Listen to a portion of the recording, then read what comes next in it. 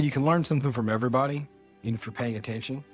And so that just growing my network was, you start off networking for your business. And then I realized like that was too small thinking. So then it became networking to find out what information I didn't have. And so I'm still also not only a mastermind, thinking about mastermind, like making one yourself. I'm a big proponent of joining, big proponent of getting in the other rooms.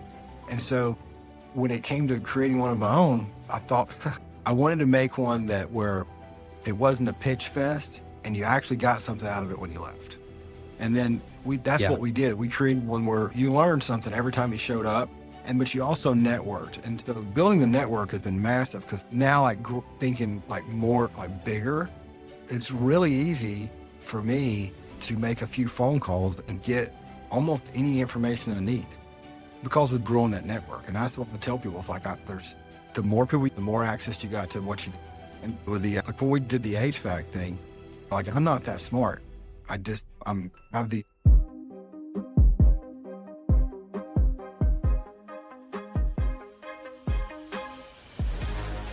Welcome back to the Daily Mastermind. George Wright III with your daily dose of inspiration, motivation, and education. And I am joined by a friend, a partner, a guy that I've really gotten to know the last little while. We're going to have a great conversation with Sam McGough. How are you doing? Doing good, man. Good to be here.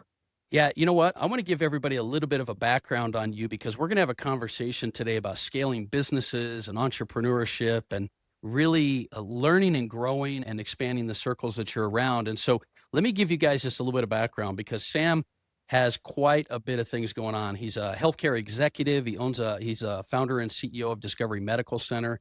He's founded National Mobile Wound Care. He's worked with Masterminds. He's got an HVAC business, real estate investor. I met him at the Board of Advisors Mastermind, which is a high-end mastermind for elite, high-performing executives.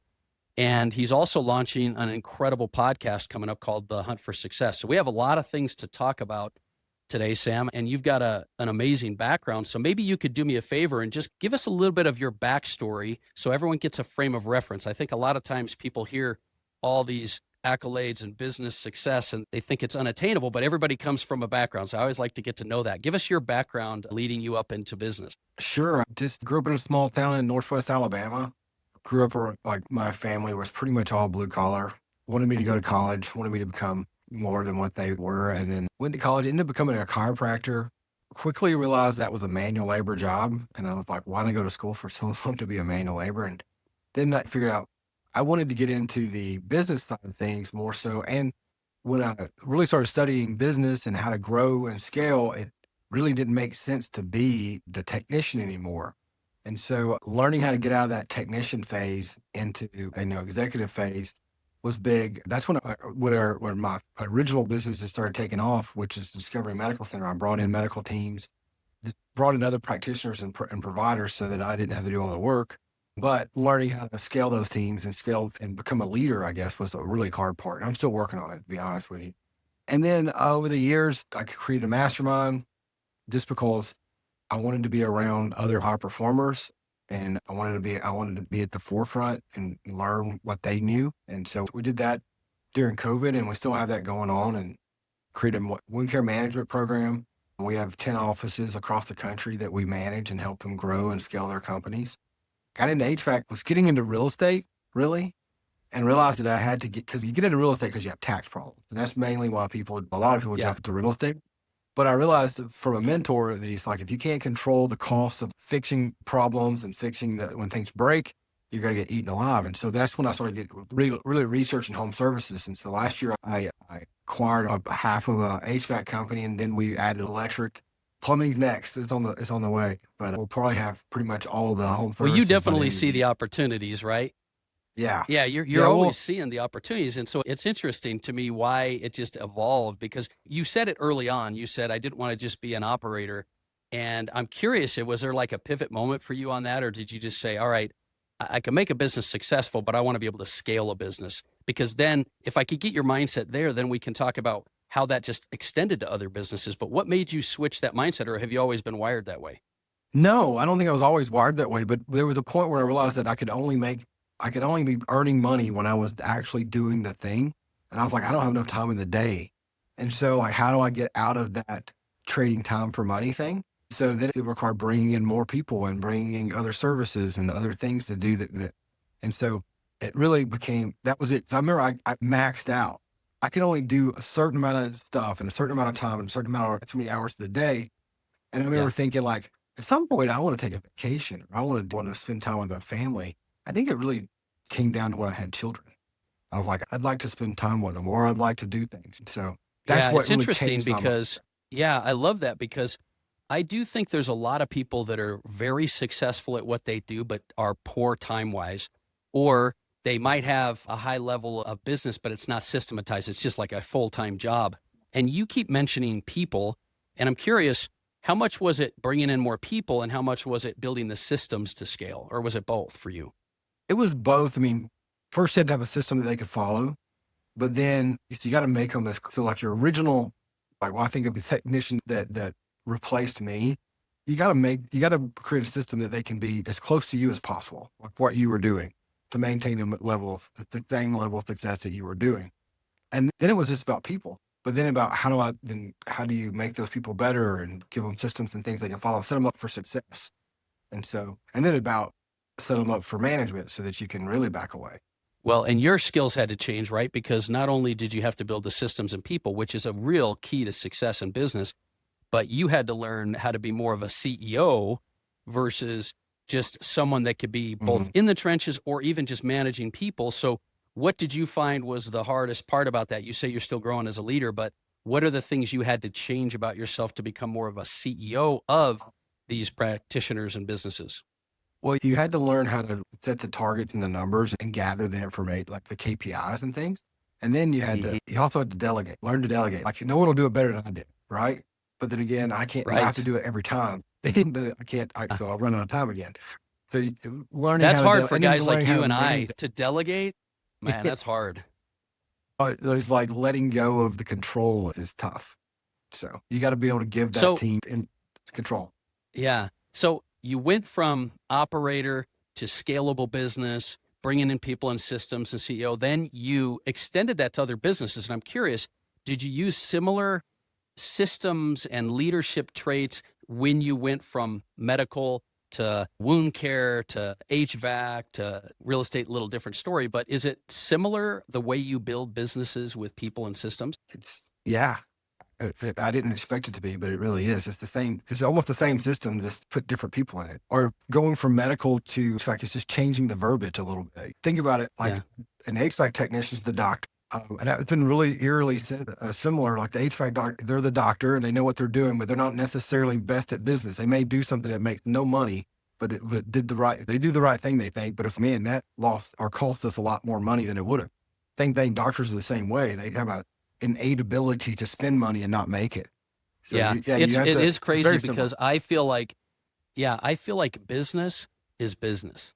And Mhm. people a lot of times go into different businesses, even if it's real estate investing, stock investing, or whether it's like HVAC, medical, professional, thought leader, whatever it is, and they go into it like it's a specific thing, but the fundamentals of business are Yeah. the same. And so obviously scalability, growth, leadership are also the same. So you also found something I thought was unique. Why I wanted you to have you on the show is you really see the value in people because we had a conversation and you were telling me that one of your biggest goals was to, and this is probably why you started your mastermind, which is why I'm bringing this up, but is that you saw value in the people and the network that you were connected to, both for growing business, but also personally. So what motivated you to start your mastermind that you started?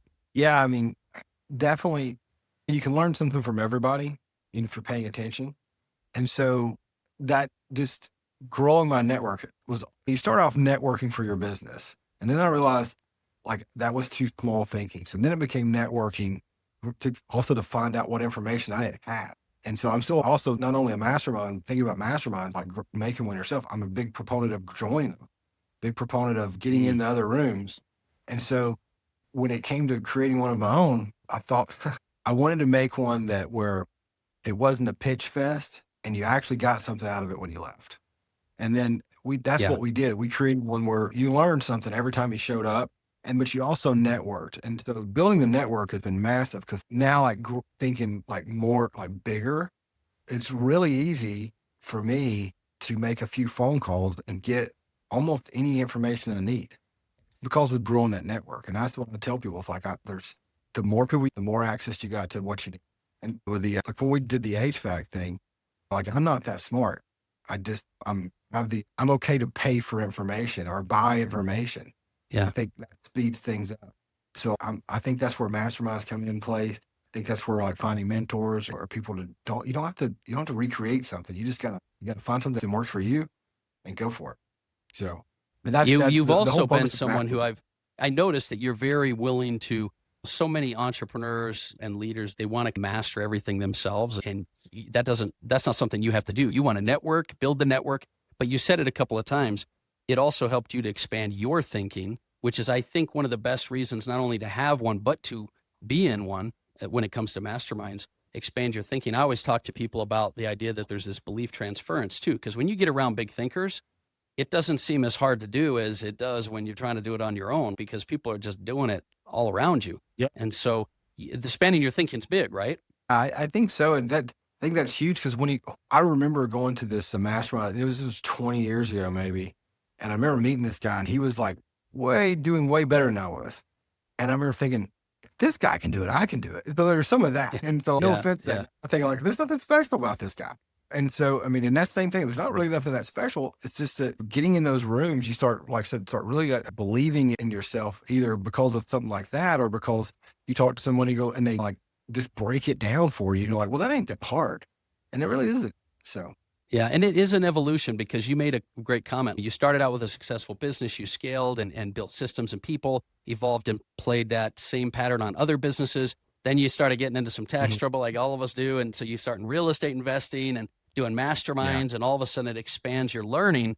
And now, actually, one of the other reasons why I wanted to have you on is I know a lot of people that have started podcasts. I have a podcast, but there's very few of them that truly decided to start a podcast to expand their network and to create an environment for other individuals like yourself. Because we know it's a lonely road when you're an entrepreneur, a business owner, you're trying to do your own thing.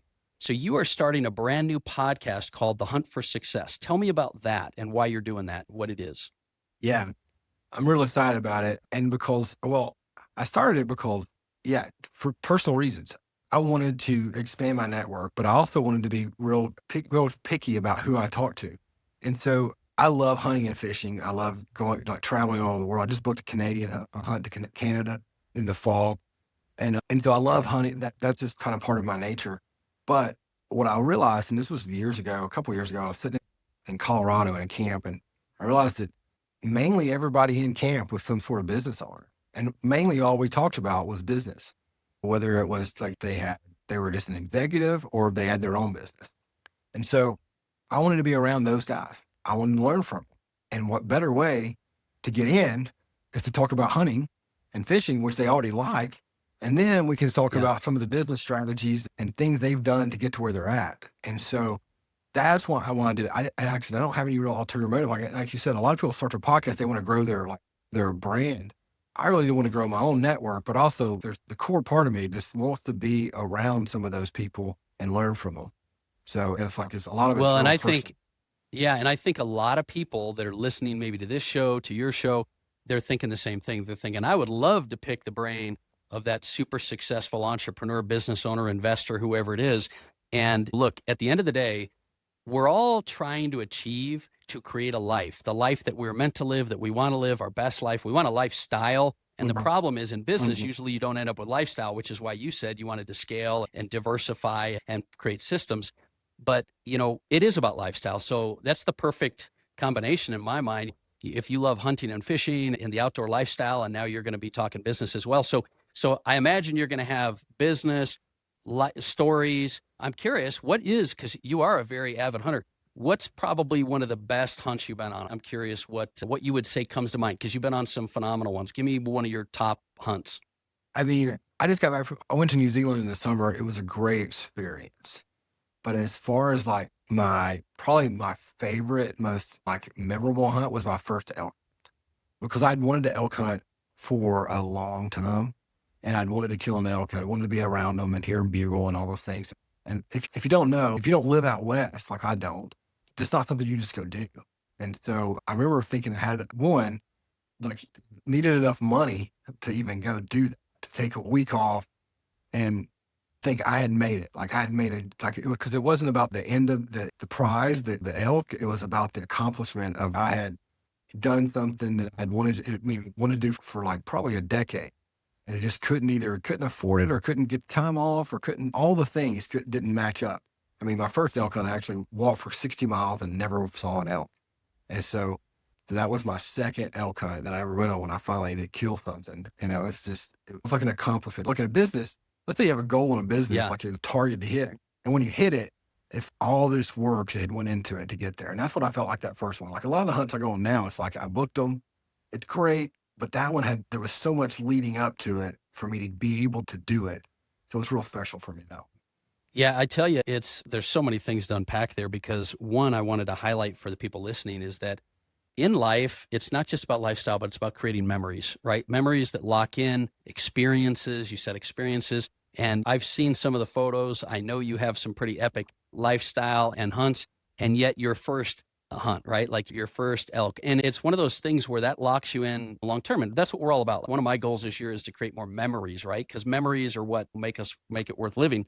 But then you also said some other things, and you just say this naturally, and I know it's why you're doing your podcast, but business really is like a hunt because there are so many times that you go out there and you don't get anything and you got to decide to keep going or not. And so what I notice, and I want to ask your opinion on this, but what I notice in business is when people don't get caught up so much in the end result, but they love the process, it always becomes easier and longer term to do. And it reminds me very much of hunting and fishing because you could go, I've done some fishing in Alaska and man, we fished on the Kenai for days and got nothing. And then you get this 65-pound king and all of a sudden you're like, oh my gosh, man, it was all worth it for 2 years in a row. So how do you feel business is like a hunt, right? Because it's like that. I think it's very similar because there's so many hunts you come up not with nothing. And business is a lot of that like too. It's a lot of little small successes stacked on top of each other. And so one of the things that I had to learn early on, and my team used to get so mad at me, like we'd have a target, we'd hit it, and I wouldn't even celebrate. But I loved the process because I was like, I just wanted to skip it and go on to the next process. And so the thing about hunt differently is you have this trophy if you get it. You're like, okay, now I have it, as opposed to a number on a spreadsheet. We had a number, way, and but yeah, there's a lot of similarities between business and hunting and fishing because, like that, you have this goal. Maybe it is to like for the harvest a trophy or whatever, but that's not all. You have to all these little micro steps to get there and little small victories, and then also if you've ever killed an elk a couple miles back out of in the backcountry, so you've hit your milestone, but now other work starts. There's a whole other process of work that's going to start. Yeah. And that's what I think about. It's like, because truly successful people never hit like the top. There's no such thing. There's no ceiling for them. They hit it and they're like, okay, cool. We're just going to keep getting a different ceiling. Yeah. And it's the same thing with hunting. It's like, okay, we're chasing something new now. Well, there's a great lesson to be learned in that from an outside looking in because I think people get into outdoor lifestyle because they love the lifestyle, but there are rewards along the way. I think people get into business for the result. And so the process they don't get excited about. But if you could learn to take that lesson and say, I'll learn to love the process of the systems and goals and achieving and things like this, instead of trying to achieve success, you're happily achieving, then just like you would naturally with hunting or fishing or things like this, if you love the process, and you get those rewards, it's different than only getting into it for the reward, not loving the process. So there's definitely a lesson to be learned there, right? Well, exactly. I said the first elk hunt I went on, I walked 60 miles and never saw an elk. But the second hunt, I killed an elk. I wouldn't have killed that elk if I hadn't went over the first time. And I learned so many things. I can remember it was a learning process. And I had never hunted out west and so it was like, I remember leaving going empty handed, but man, what a week. I had spent a week out in the wilderness and had learned about how they move or what we were looking for and things. And so the next time around I was tracking a lot better. And so I think that's how business is too. Like you're going to fail so many times before you win. Yeah. And you can't figure out how to enjoy some of the losses along the way and keep moving and learn from them. You're never going to win. Yeah, I agree. Well, I've heard you've got some great guests coming on. You got a lot of things happening. You have a bunch of things that are going to be coming up with masterminds and things that are going to be around. So I definitely think it would be a great idea for people. It'd be very entertaining, but also very educational strategies and tactics for them to check out your podcast. So it's thehuntforsuccess.com is going to be the site that'll be, and this will be launching in April, correct? Yes, sir. Awesome. What else any other thoughts you have before we take off? Any other thoughts? No, I mean, really just I'm really excited about the podcast. I know that we do have some pretty incredible guests on there. So you should be able to learn some things and to be really entertaining if you like these sort of things. If you like business, even if you don't like hunting and fishing, you're going to learn some stuff about business. And vice versa, if you're not in business, but you're going to hear some pretty incredible stories about hunting. So I love it. Where's the best place? Go ahead. So, I was going to say, where's the best way people can follow you? Oh, yeah, thehuntforsuccess.com. They can also find me on Sam McGough, my Facebook page, Discovery Medical Center. We're all over the place. Primetime Home Services. There's videos and ads of me everywhere, so they can't miss me. I'll make sure I'll put the links in the show notes so people can check it out, and we'll definitely get them to follow you. But you also going to mention that you had some other things coming up. What were you going to say about that? Yeah, we're going to be planning some trips with the people from our mastermind to some pretty cool locations. We have New Zealand, an island in Belize. We'll rent a whole island out. We'll spend maybe 7 to 10 days just fishing and masterminding. Same thing in New Zealand. We also have one in Alaska coming soon, and maybe one in Upper Michigan, where you can come in, you can mastermind with some fellow entrepreneurs, but you can also take advantage of the lodge and go hunt somewhere or fish. I love it. I love it. Well, listen, guys, I appreciate you listening to the episode. I hope you've learned a few things. I definitely want you to go check out Sam. I'll put links in the show notes. But, like anything else, the goal of our show is to help you to be able to get strategies and tactics, but ultimately create the best version of the life that you deserve and you're meant to live. But to do that, you've got to expand your network. You've got to expand your knowledge. You've got to be willing to grow. And so hopefully you've gotten a few of those tips and strategies today. Do me a favor and share this show. And if you have any questions, let me know. Hit me up on the Daily Mastermind on Facebook, Instagram. Sam, I appreciate you being with us today, man. It's been a pleasure.